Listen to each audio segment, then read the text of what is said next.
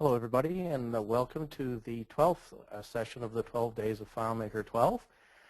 Today we are going to be talking about moving to FileMaker 12, which is all about the issues of what does it take to get up and running with FileMaker 12.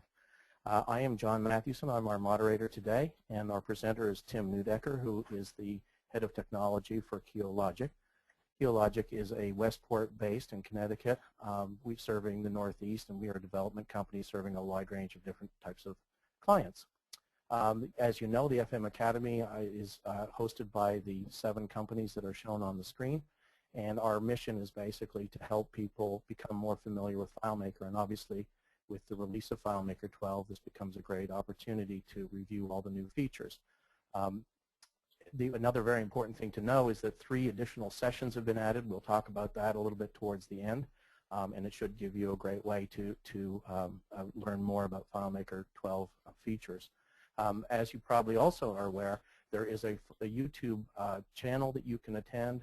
The address is shown on the screen, and all of the different sessions that have been presented to date have been posted there, so you can review any of the material should you have missed anything. During the session, please, if you have any questions, please post them in the panel that is on your control panel. I think most of you are familiar with that. Feel free to ask any questions, and we'll be addressing those at the end. So now I'd like to turn to Tim, who is your presenter for today. Hello, this is Tim. Thank you everybody for coming today. Today we're going to be talking about actually moving to FileMaker 12. We've spent the last few weeks learning about all these wonderful, great new features, and everybody wants to use. In fact, I'm probably certain everybody who's here has actually started using 12 a bit. But what does it really take to move to FileMaker 12? The first thing we need to do is install FileMaker 12. It's pretty straightforward and pretty easy. One big thing to remember is, of course, you can install FileMaker 12 on your machine along with FileMaker 11, 10, 9, 6, all the way back to 2 if your machine is capable of running it. The client programs are independent and can actually even run at the same time. Though there are a few things you have to watch out for. FileMaker Pro always uses port 5003, so if you try to share databases with 2 versions of FileMaker at the same time, they will conflict with each other, and the first one launched will be the first one to get the port. So watch out for that if you try to do any peer-to-peer sharing. Installing Server 12 is a little bit different. You cannot mix versions of Server on one machine. They have to be separate versions per machine. They cannot share port 5003. And there's some namespace conflicts. You know, the services are named the same thing in many versions. And before you install version 12, you must remove the previous versions. Removing the old version is pretty simple. If you have a multi-machine install, please remove from your worker machines first. To remove from any machine, you can install your original FileMaker CD or electronic media and run the uninstaller, or you can use the add remove programs from the Windows control panel. But before you try to remove it, you need to stop FileMaker Pro completely. And it's actually a 2-step process. The first step, of course, is open up the admin console and stopping your server. Once you've stopped it, do a full backup of all your databases. Make good copies, make sure they're valid and restored. You don't want to lose any of that information. Then you need to stop all the helper services, depending on what version you have of the older FileMaker Pro. And you can do this in Windows with the Services control panel. And on the Macintosh, you can use the Activity Monitor to view all services and stop them. Or you can use the command line in the Mac to stop them as well. And there's information in the documentation if you need help with that. Once you've fully removed FileMaker Server from your machine, you should really do a full clean reboot before you attempt to install the new version. Here's a shot showing in the Windows installer that you have a choice of. When FileMaker installer sees that it's already on the machine, it will present the option, hey, do you want to remove the existing one or repair? Simply choose the remove option. In the Macintosh installer, I believe the option is called uninstall instead of install. Installing FileMaker Server 12, you should really make sure some things are right on your server before you do. Make sure you have enough disk space. Now you might say, well, I'm putting the same databases on the same server. But with some of these new features, particularly externally stored container fields, if you're planning to take advantage of some of these new features, maybe you haven't stored documents in your databases up until today, and it's one of the first things you want to do in 12. Before you install FileMaker Server 12, now is the time to repartition your hard drives. Make sure you have the right amount of RAM, make sure you have the right amount of disk space for everything you need, doing your incremental backups as well as your regular backups, and to store all of these documents. And remember, these documents will be stored in your backups as well. So double check all of that, and then you can run the installer. It's very similar to previous versions, goes very quick. Configuration is very similar to previous versions. We have separate FM Academy webinars on all of that good stuff. And make sure you take advantage of the new RAM capability of Server. Boost that cache up. Let it use that memory. It'll do nothing but make it faster. Once you have your new server up, you need to convert your old databases to FileMaker 12. This is a one-way conversion. Once you've converted a file to 12, you cannot take it backwards to a previous version. So if you convert to 12 and find something is not right, you need to reconvert from your original files to 12 again. So you don't want to make a bunch of changes to the file in 12 only to learn that something didn't convert quite right, and you're going to lose all this work you did in 12 if you need to reconvert. So when you do your conversion, make sure everything converted properly before you start doing coding.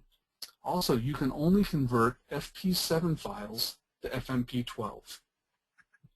If you have older versions, FMP5 or just straight FMP old version 2 files, you need to convert them to FMP7 files first.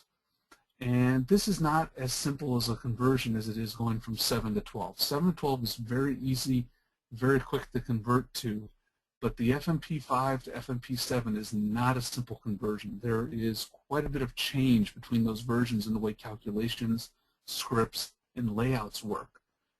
And those changes will carry over to FMP12. So when you do your conversion from 5 to 7, make sure you thoroughly test the solution in the FMP7 file format, whether you're using FileMaker 11, 10, 9, 8. Make sure you test it fully before you convert to 12 for that last step.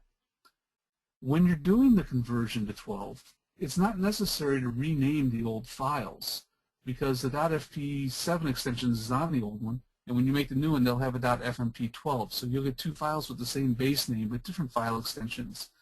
So when you're presented with the rename your file dialog, you don't necessarily have to do that. And after you've done your conversion, examine the log file.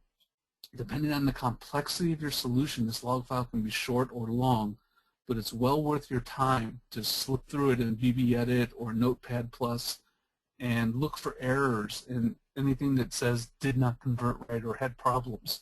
Those are things you want to go fix and then reconvert again until you can get a clean log file. And later on in the demo portion, we'll actually look at a log file. When you're doing the conversion process, FileMaker Pro has to do a lot of work in two specific areas that can take quite a bit of time. The first is the indexing. There have been some changes to the character sets and indexing systems, so FileMaker Pro will rebuild every index for all your fields in all your tables that you're converting. So if you have some large tables with millions of rows and 20, 30 columns that are all indexed, it could take some time to convert. I did a large system that is just over 1.5 gigabytes, half of which is text data, the other half is document data. And the 600 megabyte file that is just document data converted very quickly. But when it hit my large data file, I spent about a half hour staring at dialog boxes while it rebuilt every index. Some folks have said, hey, you know, you turn off indexing before you convert and the file converts real quick. Well, yep, it does, but then you're going to pay that indexing price as soon as you turn that indexing back on whenever you want to do a sort or find or build a relationship on those fields. So at some point you do have to pay that indexing tax. The other thing that can take some time to convert are very complex layouts. As you know, the new FileMaker Pro 12 is using CSS under the hood for layout information describing the objects. And it takes quite a bit of time to do conversions for very complex layouts. So watch out for that. The other thing to watch out for is files that have lots of complex layouts will grow in size. The CSS takes more physical disk space to remember all of the attributes for all of your objects, so your file size will increase. I found that in our solutions that use data separation, where we have a UI file and separate data files, the UI files almost double in size. So where we may have had a 100 megabyte UI file, when it's done, it's 180, 200 megabytes in size then. So something to watch out for when you're planning your server space that we were talking about before with the partition size and your backup space. Files can get larger when they are converted. So after conversion, your log file comes up clean. You're ready to dive into the files. What kind of changes can you expect in those files?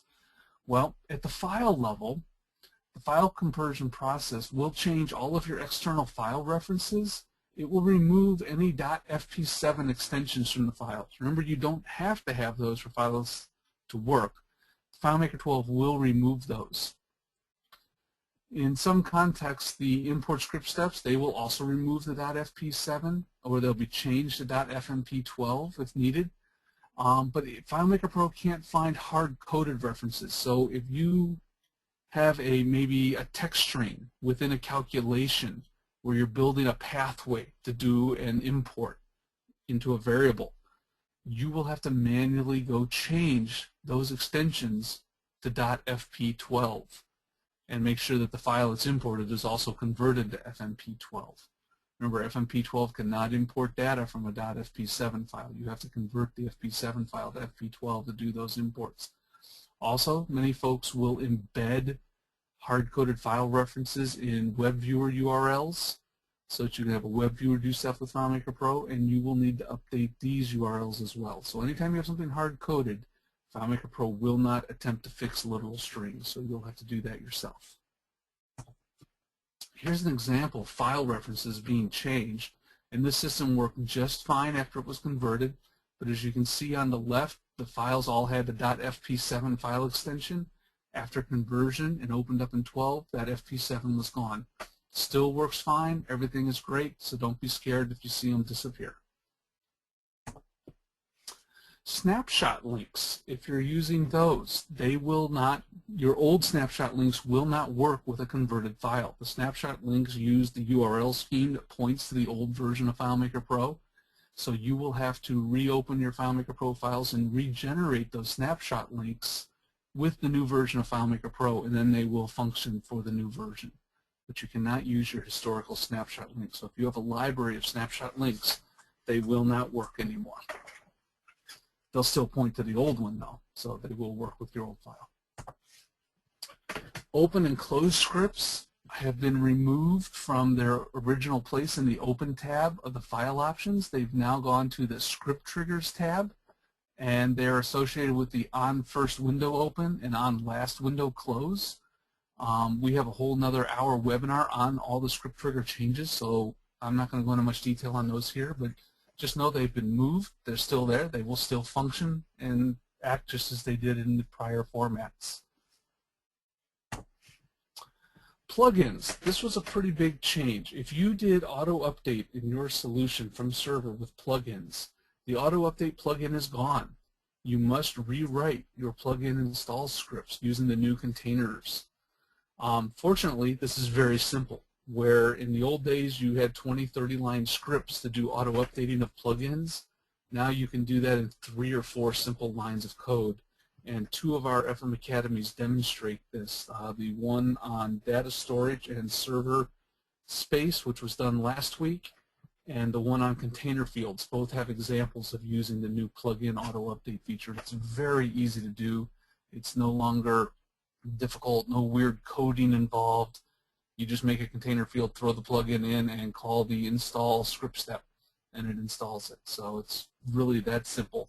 So if you're not using auto update in your plugins, now's the time to start doing it, because boy, it makes life easy. Almost all plugins that worked in FileMaker Pro 11 work in FileMaker 12, or have been updated to work even better in FileMaker 12. So if you've been keeping current with your plugins, they probably all work. In fact, I don't know any that don't work that well. Maybe some of the new SQL ones have been replaced by the execute SQL, but other than that, I think all plugins are still functioning well. FileMaker 12 and prior versions of FileMaker, the FP7 versions, all share the same user folder from plugins. So when you do a plugin installation via an auto update, the plugin does not go into the application directory. It actually gets stored in the user's documents directory structure. So each user has their own set of plugins. So if you have 4 or 5 plugins installed that way in FileMaker 7 through 11, those plugins will already be installed and working when you launch FileMaker 12. So if you remove it for one version, you will be removing it for the other version of FileMaker Pro. So that's an important thing to look out for. And I think that wraps it up for plugins. User dictionaries are another thing that a lot of people want to preserve when they update their FileMaker Pro. A lot of, specifically in the medical field, a lot of doctors and such will have user dictionaries with lots of terms and abbreviations for insurance codes and things like that. And you want to migrate that data as well. There's actually a wonderful knowledge base article up at FileMaker's website that talks about how to do this and the conversion process. It's pretty much as simple as, after you convert the database, copy your user dictionary from the old version to the new version, and it will work. Custom dictionaries are the same way, so you can move those over. One thing to remember is FileMaker Pro looks to a hard pathway for these dictionaries, so it's not looking within where the application is, go one level down, there it is. It's looking for the hard pathway to the application, to that directory. So if you move that file or delete it, say you uninstall the old version of FileMaker Pro and it disappears, your new version of your file will not be able to find that hard pathway to that dictionary. So make sure you get a backup of your user dictionaries before you uninstall previous versions of FileMaker Pro. To preserve your custom dictionary, move it to, so here's other places you can put it on your Mac if you want to preserve it. And so the nice thing to do is to move it from the FileMaker install before you convert your database. Open your database in the old version of FileMaker Pro, point it to where that location is, and then after conversion, it'll still point to that same hard-coded pathway. There's been quite a few changes in the world of layouts. This is where a lot of the work was done in the new version of FileMaker Pro. And there are a few things that can cause minor tweaks and adjustments to layouts that, if you're not ready for, can surprise you. 90% of the systems you convert won't have this issue, but a few techniques and tips that people use when making layouts, some of these things will affect you. Objects spanning multiple parts have changed, so now they'll only show up in the top part that they're in, and sometimes this change can happen differently between browse mode and preview mode, where sometimes you're in browse mode and everything looks groovy, and then you go into preview and all of a sudden half of your object disappears. So watch out for that, and object spanning parts, and watch out for objects that are contained within other objects. As we know, tabs in the prior version of FileMaker Pro acted like containers. If you put something in a tab and you move the tab around, the objects in the tab moved with the tab. That was not the case with portals. If you put an object inside a portal and you move the portal, the objects didn't move with it. Well, now objects sitting on a portal are part of that portal and move with the portal. And so you get some of the actions that you used to get with tabs with portals now. So you have to watch out for that. It can change the way some lines behave that are on portal edges and borders, and it can also affect some of the scroll bars, and we'll talk about that in a few minutes. So line behaviors have been changed greatly in FileMaker Pro 12. The patterns are gone, so you can no longer do little seashell patterns and the other stuff. 3D effects, embossing, engraving, and so on are gone. They still convert. You can still see them. But you can't create them in the new FileMaker Pro. And in certain cases, pattern fills were in a drop-down list, calendar fields, scrolling.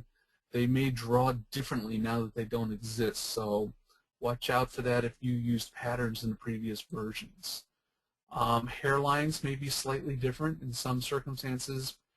portal border set to none may show to be 1 point now in the new version. You have to go in and kind of wipe them out again if you want the portal to be invisible. But that's a pretty rare occurrence. I actually tried to make a demo file to show that, and I couldn't even make it happen. But we've seen some other solutions where it was happening, and once you fix it, it was gone. So,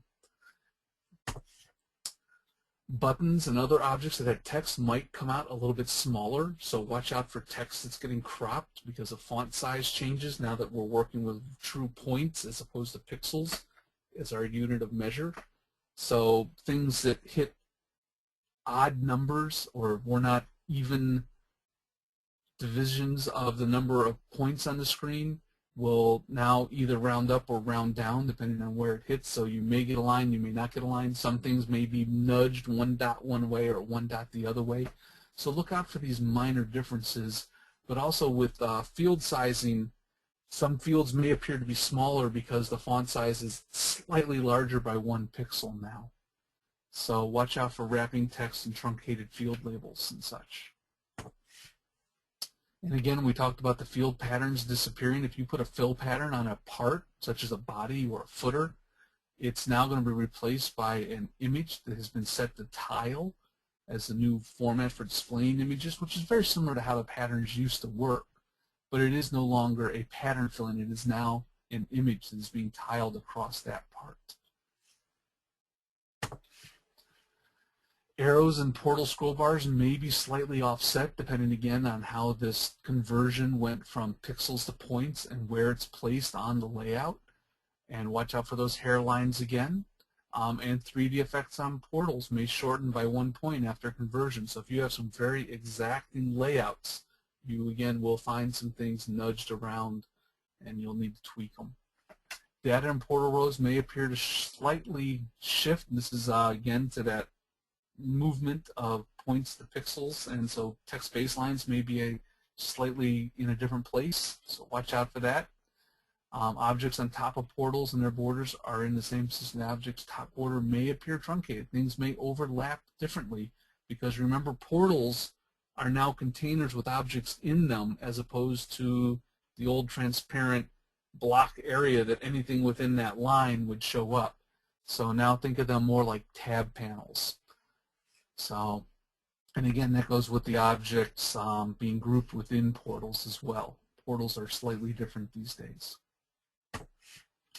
Layout merge symbols have been replaced, so where we used to put the old colon or number sign for page number, they've been replaced with their get function equivalents. So you just use a double curly bracket page number instead of pound, and you will get the page number, and FileMaker will make that conversion for you on all of your layouts.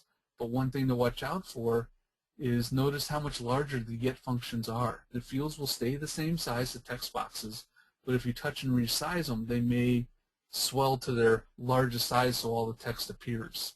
So watch out for that, and we'll actually see a demo of that in the demo phase of this presentation. Before you place your files, after you've converted them and gone through the log file and double-checked all your layouts and all that good stuff, make sure you set your sticky settings.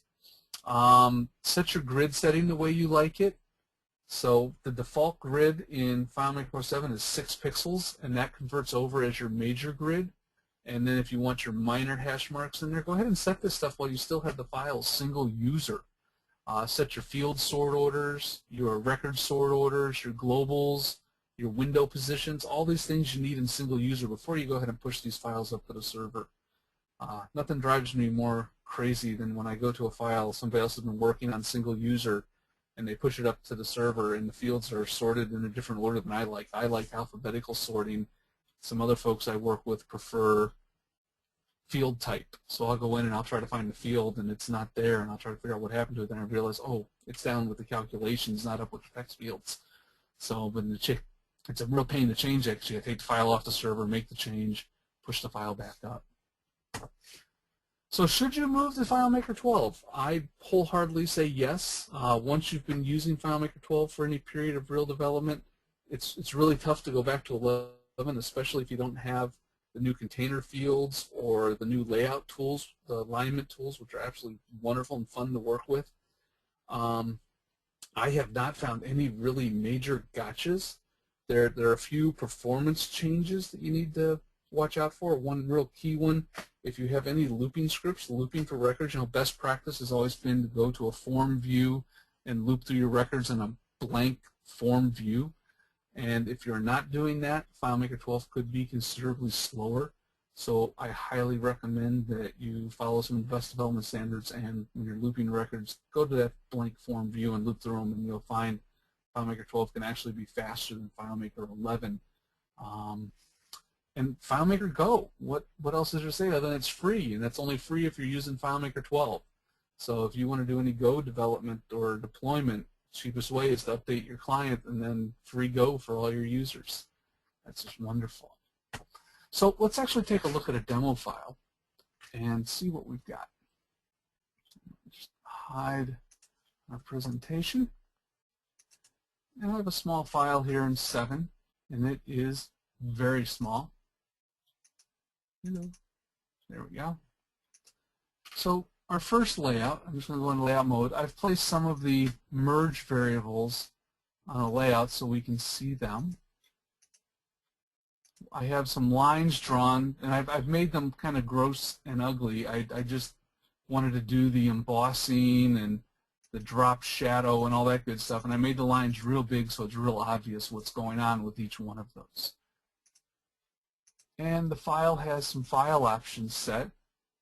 Notice we have a open script and a closed script that are set up to run, and all that good stuff. So what I'm going to do is I'm going to go ahead and close this file.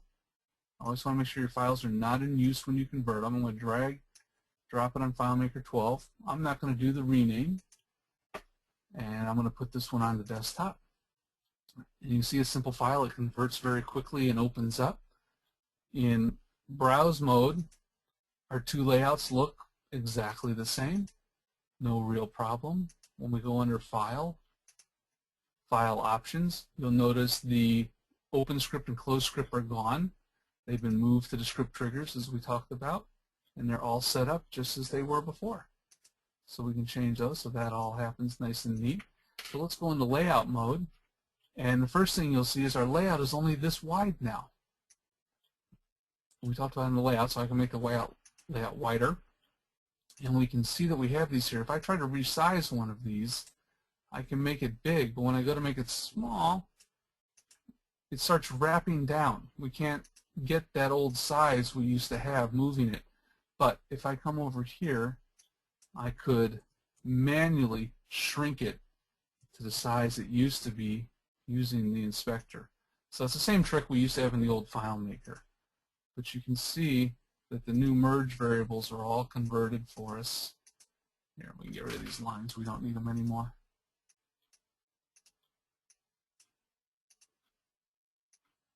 Nice and easy. The other one I wanted to look at were our lines. You'll notice when I select one of these boxes and I go over to Appearance, notice Engraved is dimmed out. It knows that box is engraved, but I can't select Engraved. If I select this one, which had a drop shadow, it says drop shadow, and that's what it has. But if I change it to dotted line, Engraved is gone. And you'll notice it's still doing some of the drop shadow.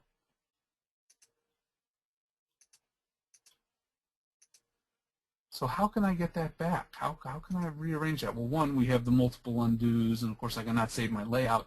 But one of the cool things is you can actually cut and paste between FileMaker 7 and FileMaker 12. So I could grab that line, copy it, come back over to this one, and paste it in so I can get it back that way.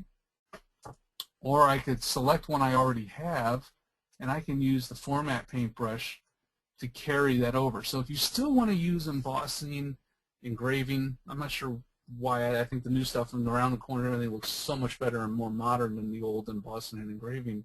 But you can still use the format painter and cutting and pasting to carry those around and continue to use them. So if you're working with a legacy system and you don't want to update 100 layouts, but you need to make a new layout with the old look and feel, you still have some tools at your disposal to move those items around. Okay, so let's just hop back to our PowerPoint. So as you can see, it's pretty easy to do the migration to 12. I think it's very much worth it.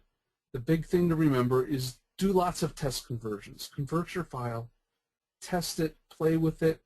If you have the resources, set up an extra server on an older machine somewhere, put them on the server, try them out, have users test the files, and make sure you're 100% comfortable and happy with them before you migrate and go live with all your users. Because remember, when you go live, you have to install FileMaker 12 client on all your client machines first and be ready with your server when you do that final conversion. Because unlike the 7, 8, 9, 10, 11, you can't use previous versions with the new one. So if you have any questions, I'm going to hand the mic back to John, and he will read off some of your questions, and I'll do my best to answer them. Thank you, Tim, and thanks for taking us through the presentation.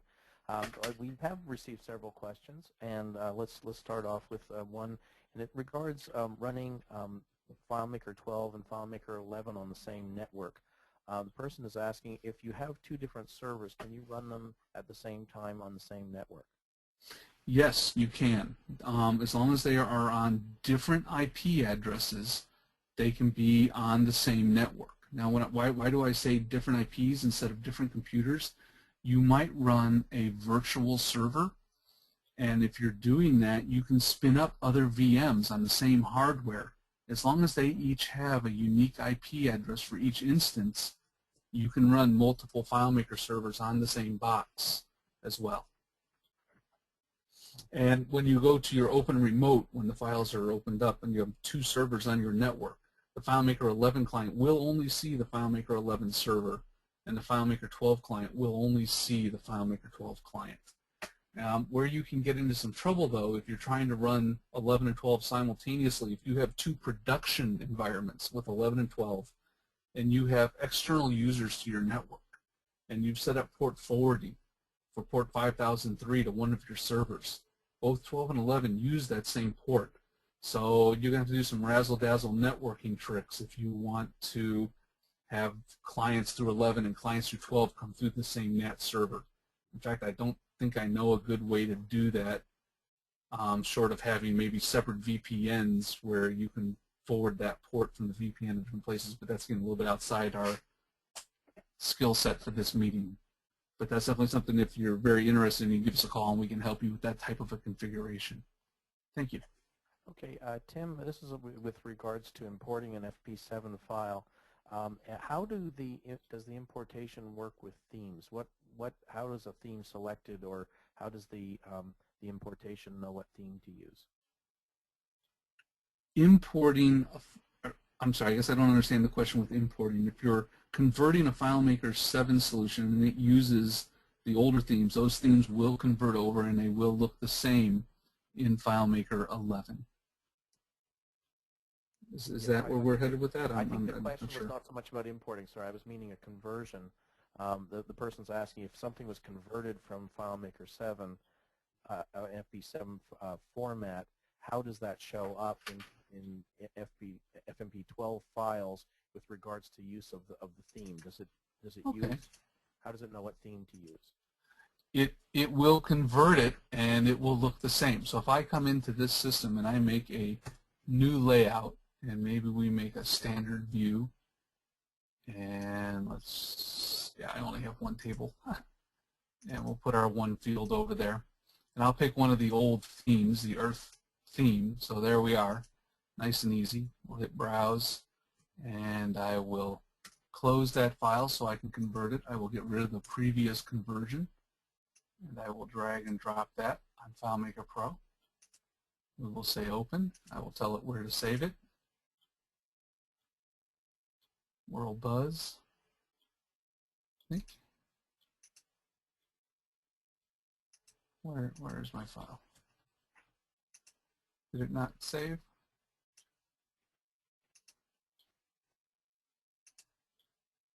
There you go. There we go. And we go to layout 4. You'll see that it converted over and looks exactly the same. And I think the question is, what theme is that using in the the themes. I see what you're saying. How does a theme translate to the new themes in FileMaker 12? They've replaced them all with new modern themes, so I don't think they exist. Let's go into change theme, and you'll notice we used Ocean, I believe, and I don't see that one in here. So you can still change it if you want, and it will update it for you. But the old ones don't exist in the new world, but they do convert over. And again, themes weren't very complex, so you could rebuild them if you still need them. Select your body color and all that good stuff. Field shapes. Here's a more of an evaluative question.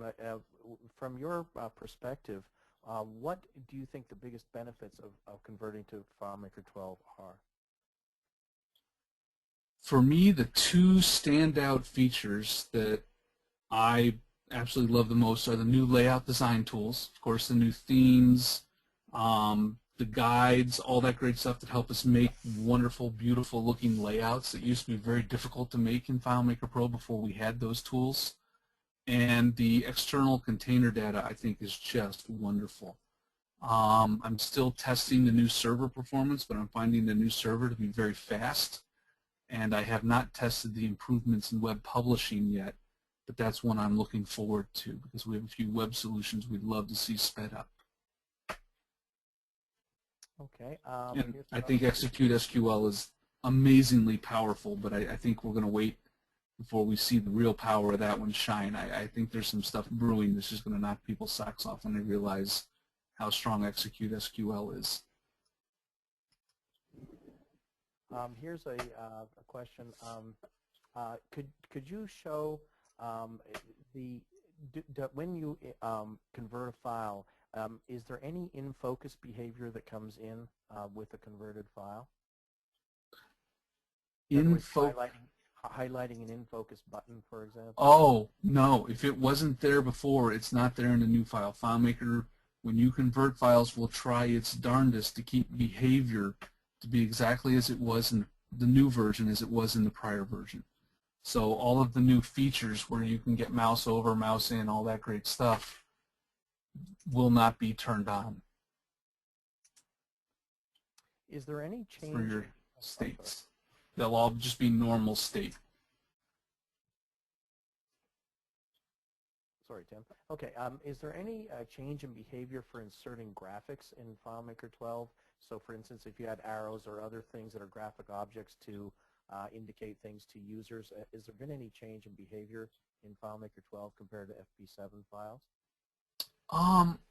Well, container fields are a little different now. We have, well, I actually have one selected right here. So let me just enlarge this guy. We'll go to data. So now you have to tell whether you want that image to be just an image for display on screen or if you want the user to interact with it. And this should be set correctly by default after conversion. So other than that, the image viewing and all of that is still the same, though the new container fields have a much harder time with pick file format. I highly recommend if you're using container fields for UI elements and stuff that you use a PNG file format now. So if you're using the older pick format, you may have some trouble with conversion between platforms and fun stuff like that. Okay. Let's see, here's the number. I'm looking for one here.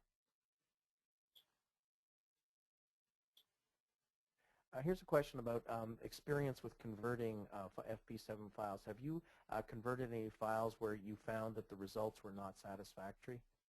Not yet. I have not. I found a few where we had some minor tweaking to do on some very exacting layouts where things had to be in exactly the right position with portals and such. And it's literally you select, maybe you shrink the portal by 1 pixel or enlarge it by a pixel or nudge it over 1, and then everything works beautifully. So that's about it. Almost every, in fact, every issue that I've seen, which has been very few, have been purely cosmetic in my estimation, other than 1 or 2 performance issues, which just took tweaking of some scripts and changing where we did freeze windows or loops, and the performance is just as good, if not faster, once we found those things to tweak. Here's an interesting one.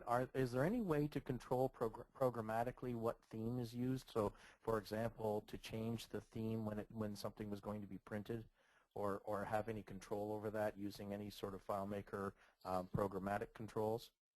No, I don't. The only programmatic control I could think of that would do that would be a go-to layout command, where you would have one layout for printing and one layout for viewing. And if you ever made a change to your view layout, you could cut and paste it to your print layout and then change the theme on it, and then your script just go to that layout for printing. Okay. Here's one. I don't know if you've covered this, but are there any changes with runtime solutions in FileMaker 12? Not that I am aware of, other than changes that we've already spoken about. It still runs as a runtime, but I have not actually found any solutions for runtime since 12 has come out. And I did allude to some of the performance differences. We have another webinar coming up, I believe, next week, which will go into detail on performance tuning with FileMaker 12. There are actually a couple of questions about that, Tim. They were asking if there's any load testing that has been done on FileMaker, version 11 versus 12. Are you aware of any studies that have been done on load testing? There are quite a few threads on TechNet right now. I know Hansa has been very active in working on that, but I don't know anybody who's got conclusive results on what has changed and what is faster and what is slower. We're getting a lot of mixed results right now. A lot of seat of the pants, this feels faster, this feels slower. And a lot of the times we look into these solutions, we find some best practices aren't being followed from previous performance presentations at DevCon and such. And as soon as those changes are made and are following best practices, the systems snap right to life. I have not had time to run any of my benchmarking tools yet. We've been so busy. The response to FileMaker 12 has been just wonderful. So we've been very busy converting and upgrading and writing new systems, and I haven't had time to play yet. But that will come, and you will see lots of blog posts on that. In fact, I know there are several sessions at DevCon on this. Here's an interesting question. I don't know whether the user, the listener, had a problem with this or whether they're just asking. They're asking, have you heard of any examples where after importing, not importing, but converting a FileMaker 77 file into FileMaker 12, that there were issues with the ordering of scripts and folders, that those somehow became changed or distorted? No, I have not heard or seen any of that. I would highly recommend, if that happened, that you look at your conversion logs, which, oh, I forgot to show a conversion log. I can open one right here, and look for anything that says damaged or fixed or could not be read options, and see if there was some damage or latent corruption in the file that you converted. So I would double check that, but I have not heard or seen that yet. I'd be very interested to learn more about that, because that could be confusing and irritating. I mean, you have a solution with several hundred scripts. If they get unorganized and out of order, boy, that could make a real nightmare for a developer. Yeah, I haven't seen any of that myself. There's one more question, and that is, could you possibly show the slide again about the for the YouTube presentations of the prior? Sure. People are interested in knowing where the location is of that. The easiest way to get that is if you go to YouTube and search for FileMaker Academy, all one word, which you'll see right here. FileMaker Academy, all one word. And you'll find them as a user, and you can actually subscribe, and you'll be notified when new videos are posted. And I believe we have about 18 one-hour webinar videos on FileMaker training up there already. And this video should be up there by Friday afternoon, so you can watch everything you've seen here today. Great. There's one more question that's come in, and that is, during the conversion from FileMaker 7 to 12, the 7 format to 12, what happens with any background objects that may be, for example, set not to print or maybe hidden behind other objects? Does that behavior change in any way? They will still be in the same layer structure they were before. They will still be set not to print if they were set not to print. Where you run into some changes are if some of those objects cross part boundaries. So they may be in a sub-summary and a body, and they used to carry over. Now they're going to be truncated and chopped off at that part boundary where they're going to stick to the part that's higher up they will be in, and they won't show up in the other parts.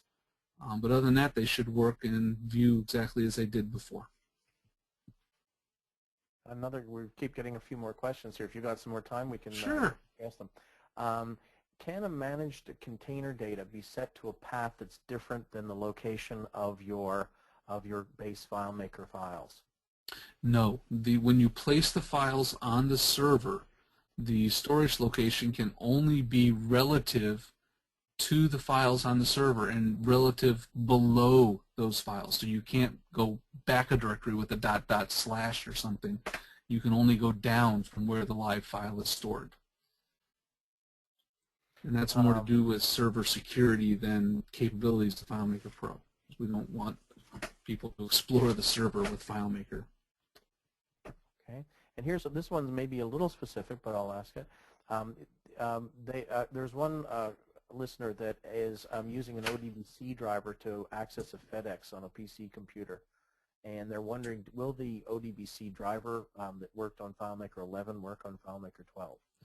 Good question. You will want to install the ODBC driver from FileMaker 12 that comes with FileMaker 12. We didn't talk about that in the install and uninstall, but you will want to install the new drivers for 12. And I have just learned, because I do this quite a bit with the FedEx computers. Did you say FedEx or UPS? I'm sorry. In this case, it was FedEx. FedEx. FedEx has initiated a new policy. I went on site with a client to update their solution, and lo and behold, I was unable to modify my field mappings in the FedEx software that would look into the FileMaker Pro database. FedEx has started passwording all of this, and you have to have one of their engineers on the phone, and they log in and help you make the changes to the mappings now. So you no longer have free access, and I found that rather irritating to have to schedule my time on site with a client to coordinate with the time of a FedEx employee as well. So watch out for that when you go to make those changes. So lots of fun there. But yes, you do need the new ODBC drivers. Okay, Tim, maybe we can move to the next slide. That's the end of the questions. I just want to remind everybody that the next session, there are 3 additional sessions that have been added. So there'll be a total of 15, which I think is great. And the next session is going to be talking about the new FileMaker 12 window styles, which are obviously, as we've discussed, FileMaker 12, a major part of it is the layout and window capabilities. So I think this will be an important presentation. It's going to be next Tuesday at 2 p.m. Eastern, as they all have been. And remember, if you need any follow-up information, feel free to contact us. Tim, next slide. And we can address any information to you. Tim, could you move to the next slide, please? Yes, so here's the contact information, so that if there's something you need to follow up, or if you have a question that we weren't able to address today, feel free to send it to us. Or if you want to contact any of the FM Academy members and don't know who to speak to, if you reach us, we'd be happy to forward your request to them. I have no further questions. Tim, do you have any other further comments, or are we pretty well done?